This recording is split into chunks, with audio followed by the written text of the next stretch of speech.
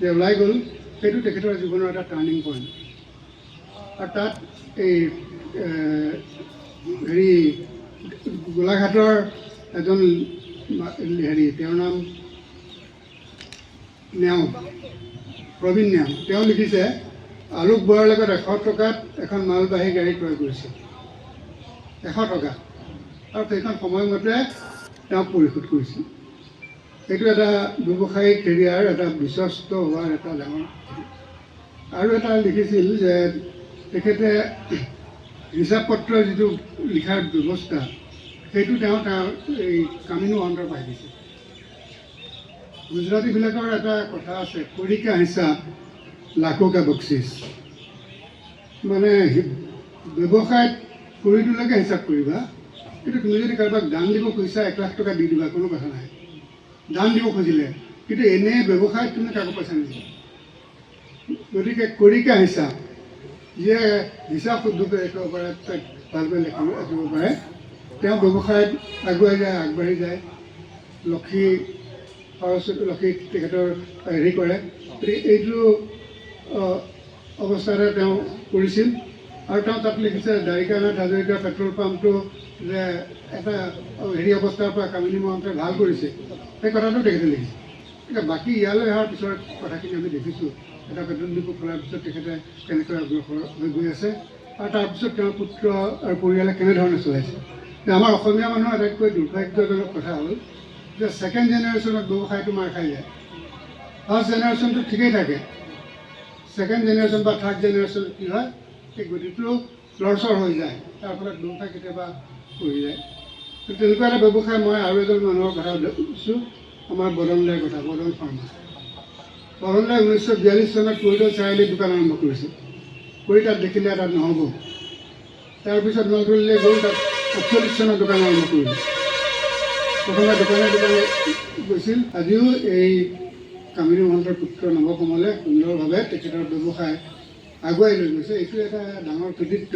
তাৰমানে বাপেকে পিতৰ পিতৃয়ে তেওঁক শিকাইছিল কিছু কথা, এটা পদ্ধতি বা ব্যৱসায়িক চিন্তাটো কেনেকৈ আগবাঢ়ি যাব লাগে, তাৰ এটা সম্ভেদ দিছিল। আৰু যিটো সম্ভেদ বদন শৰ্মা, আমি বদন দা বুলিয়ে কওঁ, বদন দাই তেওঁৰ পুত্ৰসকলক দিছে। এতিয়া হেৰিও তেওঁৰ ছোৱালীজনীক শিকাম বুলি কৈছিল, হেৰি শিকাই আছোঁ বুলি কৈছে। গতিকে এই হেৰি হিচাপে এইবিলাক এনেকৈ চলি যাব।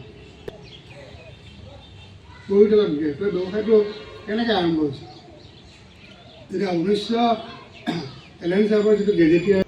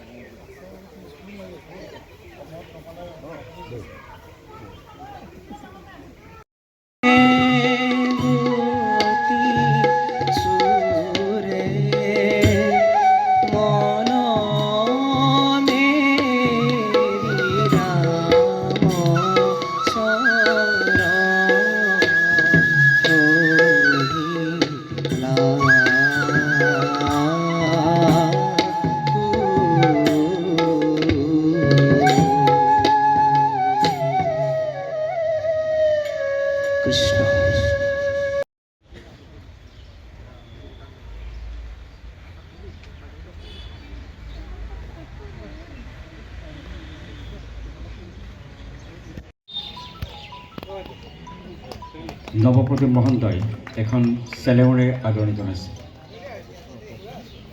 যত্ন মহন্তই এখনি শৰাইৰে তেখেতক, বৰুই মহন্ত আৰু 50,000 নগদ টকা নৱপ্ৰদীপ মহন্তক অনুৰোধ জনাইছে।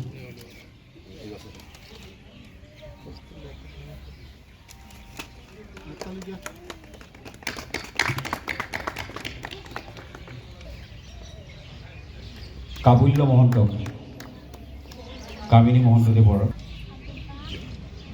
আৰু বঁটা প্ৰদান কৰিবৰ কাৰণে মই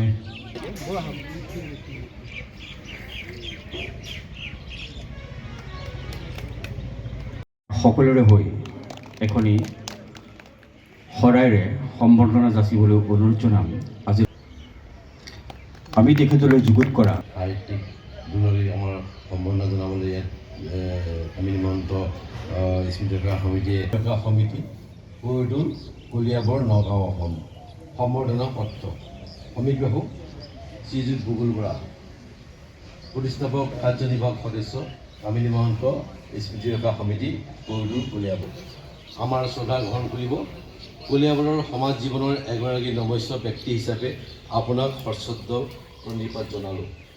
এগৰাকী মৃদুভাষী জনপ্ৰিয় ব্যক্তি আৰু সমাজ সংগঠন কলিয়াবৰৰ এগৰাকী বিশিষ্ট সমাজসেৱক, উদ্যোগী, সত্ৰীয়া কৃষ্টি সংস্কৃতিৰ এগৰাকী নিপুণ অংকীয়া ভাওনাৰ শিল্পী প্ৰয়াত কামিনী মহন্তৰ সোঁৱৰণত কামিনী মহন্ত স্মৃতি ৰক্ষা সমিতিয়ে 2015 বৰ্ষৰ পৰা বিগত 10 বছৰে একোটিকা বঁটা আগবঢ়াই আহিছে। এই বঁটাটো কলিয়াবৰৰ সমাজ, সাহিত্য, সংস্কৃতি আৰু শিক্ষা জগতলৈ আগবঢ়োৱা হয়। এই বছৰো তেখেতৰ আজি পবিত্ৰ স্মৃতি দিৱসত কলিয়াবৰৰ দুগৰাকী উদীয়মান সাহিত্যিক আৰু বিশিষ্ট কবিক এই বঁটা আগবঢ়োৱা হৈছে। বিশিষ্ট গল্পকাৰ ধ্ৰুৱজ্যোতি শৰ্মা ডাঙৰীয়াক 2025 বৰ্ষৰ আৰু যুটীয়াভাৱে একেলগে উদীয়মান কবি যিগৰাকী শাৰীৰিকভাৱে যথেষ্ট অসুস্থ কিন্তু তেওঁ সৃষ্টিকৰ্মত কেতিয়াও সেই ব্যাঘাত নজন্মায় আমাৰ বৰভগীয়াৰ নৱজ্যোতি বৰালৈ যুটীয়াভাৱে এই বঁটা আগবঢ়োৱা হৈছে। আমি আশা কৰিছোঁ এই বঁটাৰ জৰিয়তে কলিয়াবৰৰ সমাজ জীৱন, সাংস্কৃতিক আৰু শিক্ষাৰ জগতলৈ আগবঢ়োৱা যিসকল নতুন প্ৰজন্মৰ কৰ্মকৰ্তা তেওঁলোক উৎসাহিত হ'ব পাৰিব আৰু স্মৃতি ৰক্ষা সমিতিয়ে অনাগত দিনতো কলিয়াবৰৰ সমাজ জীৱনলৈ বিশিষ্ট বৰঙণি আগবঢ়োৱা ব্যক্তিসকলক এই বঁটাৰ দ্বাৰা সন্মানিত কৰি যাব।